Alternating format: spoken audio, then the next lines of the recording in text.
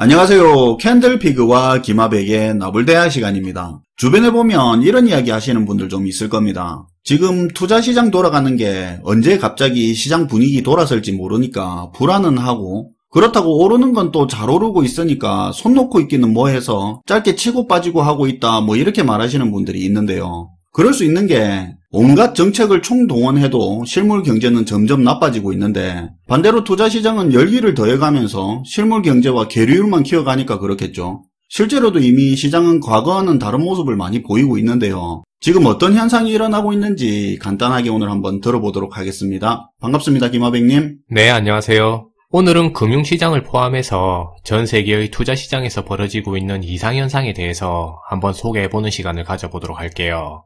다들 알다시피 현재 전 세계의 경제는 코로나 여파를 맞아서 많이 힘든 시간을 보내고 있는데요. 그럼에도 불구하고 현재 시장에는 돈이 넘쳐 흘러서 그 많은 돈들이 투자자산 쪽으로 모두 다 몰리고 있는 모습을 보여주고 있습니다. 사실 앞으로 좋아질 거라는 기대만 무성하고 그 기대감 때문에 투자시장이 열기는 뛴다고는 하지만 실물 경제가 실질적으로 회복되는 조짐은 안 보이고 있죠. 네, 맞아요. 그러니까 현재의 시장은 안전자산과 위험자산을 안 가리고 소위 돈으로 바꿀 수 있는 모든 자산은 모조리 가격이 다 올라가는 시장이 됐다는 얘긴데요. 지금 당장만 보더라도 부동산과 주식 가격이 많이 올랐고 안전자산의 개념인 채권하고 금과 은 같은 귀중품의 가격 역시도 모두 다 올라가는 상황이 만들어지고 있습니다. 게다가 최근에 들어선 그동안에 소외받았던 비트코인이나 이더리움 같은 가상화폐가 급등하는 모습도 확인할 수 있어요. 그렇더라고요. 투자할 건덕지가 있는 시장은 모조리 오르고 있더라고요. 네. 사실 최근에 이러한 현상은 시장에 돈이 흘러넘치는 유동성 장세라는 걸 제외하고는 설명하기가 딱히 힘든 게 현실인 것 같은데요. 아무튼 현재 투자 시장에서 이상현상이 벌어지고 있다는 점은 기억하시면서 오늘 내용을 들어주시면 좋을 것 같습니다. 시중에 워낙 돈이 많이 풀려서 모조리 올라가고 있다고는 하는데 사실 그것만 가지고는 이해가 안 가는 부분도 있긴 합니다. 아무튼 지금 어떻게 돌아가고 있는 겁니까? 네. 그럼 이제 이런 현상이 각 분야별로 얼마나 심각해지고 있는지 그 세부 내용을 한번 살펴보도록 할 텐데요. 우선 부동산 같은 경우는 정부가 지속적인 대책을 내놓음에도 불구하고 가격이 폭등하는 현상이 멈추지 않고 있습니다. 경실련에 따르면 지난 3년간의 서울 주택 가격이 전체적으로 34%가 올랐다고 얘기하는데요. 이 중에서도 특히나 아파트의 가격은 더욱 많이 올라서 3년 동안에 52%에 달할 정도로 현재 급등하고 있다고 발표했습니다.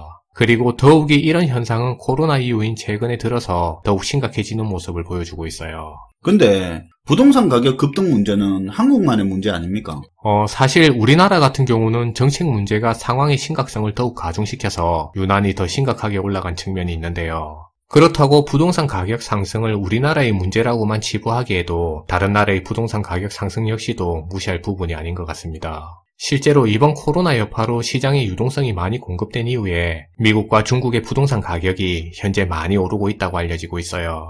아무래도 저금리로 돈 뿌리니까 목돈 빌리기 좋아서 그렇게 되는 부분은 어쩔 수 없는 모양이네요. 네. 그리고 이런 현상은 증시에서 역시도 비슷한 흐름을 보여주고 있는데요. 우리나라의 경제 성장률은 올해 1분기에 마이너스 1.4%를 기록한 이후에 2분기에는 더 떨어진 마이너스 3.3%를 기록하게 됐습니다. 사실 3분기 이후에는 해외에서의 봉쇄 조치가 풀리면서 수출이 늘어날 수도 있을 전망이에요.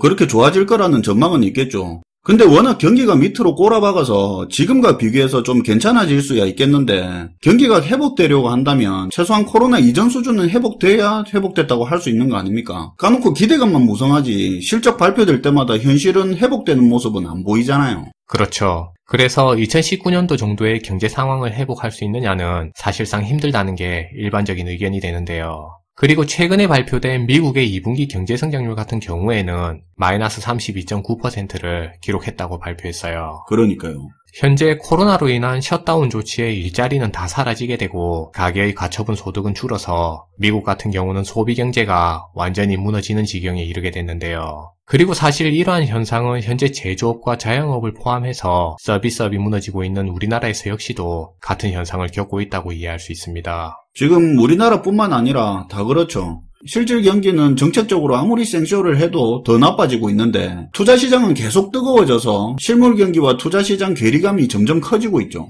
네. 사실 이렇게 실물 경제가 무너지는 상황에도 불구하고 금융 경제는 실물 경제와 분리돼서 오히려 부동산과 같이 과열되는 모습을 보여주고 있는데요. 대략 지난 4개월 동안의 거래소 같은 경우는 57.7%가 코스닥은 97% 이상을 급등하는 흐름을 나타내고 있어요. 미국의 나스닥 같은 경우도 64% 이상이 단기간에 가파르게 상승하고 있는 모습인데요. 그리고 우리 증시 같은 경우는 같은 기간에 빚을 내서 투자하는 경향도 늘어서 신용잔고가 15조 원을 향해서 현재 달려가고 있는 상황입니다. 일반적으로 대략 신용잔고 10조 원가량을 정상적인 상황이라고 본다면 현재의 15조 원을 향하고 있는 신용잔고의 모습은 분명히 정상적이지 않은 이상현상이라고 볼 수 있는 내용이에요. 네. 부동산이나 증시 쪽은 그렇고 다른 쪽은 지금 어떻습니까?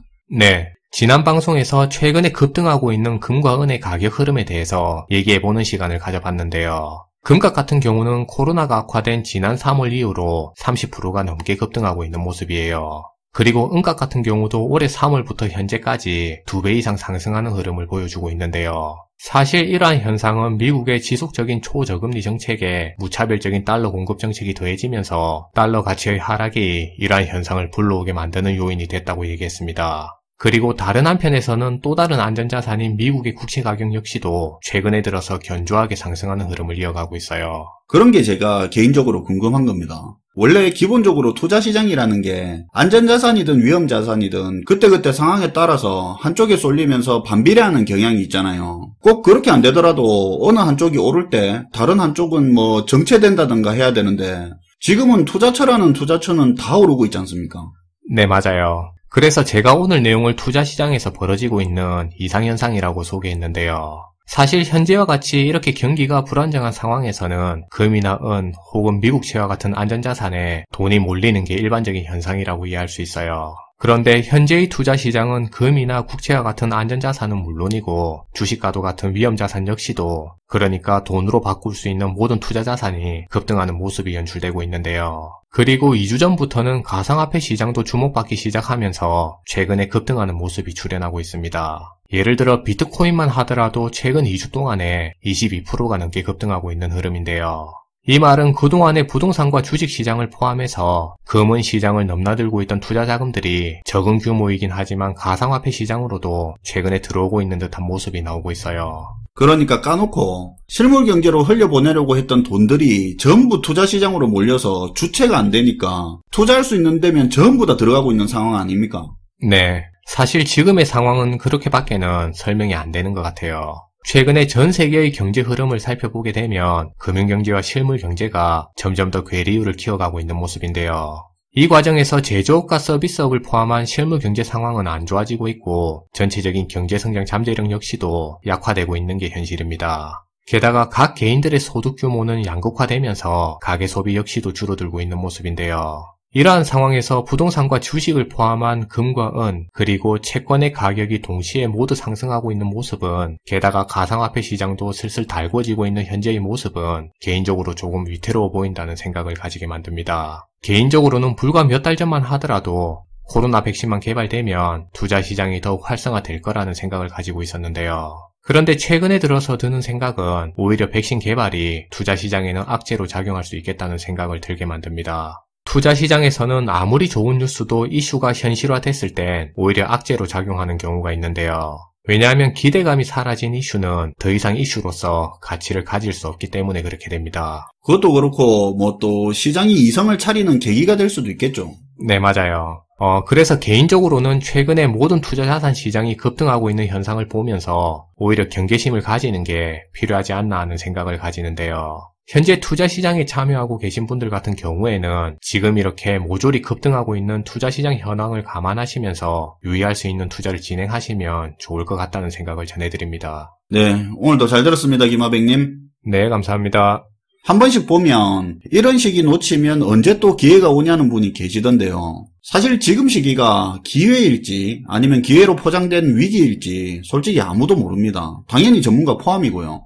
근데 주변에 1000만 원도 안 되는 돈으로 용돈 삼아 주식하던 사람이 최근 야금야금 재미 보다가 자신감이 생겨서 투자금이 서너 배 늘어나 있는 걸 보면서 경계심을 좀 가져야 할 때가 아닌가 하는 그런 생각이 들었습니다. 지난 코로나 전에도 아무도 그렇게까지 떨어질 거라고 생각 못했고 급락의 끝자락에서 아무도 이렇게까지 조정 없이 급반등할 거라 생각 못했습니다. 항상 그런 것 같은데요. 기회일 것 같을 때 위기가 왔고 위기일 것 같을 때 기회가 왔고, 막차인 줄 알았는데 다음 차 있고, 다음 차 있는 줄 알았는데 막차고, 어차피 결과야 아무도 모르지만 위험을 감수하고 돈을 더 버는 게 우선순위인지, 수익이 좀 적더라도 덜 잃는 게 우선순위인지 정도는 명확하게 하고 투자할 시기인 것 같습니다. 시청해주셔서 감사하고요. 지금까지 나불대화 시간이었습니다.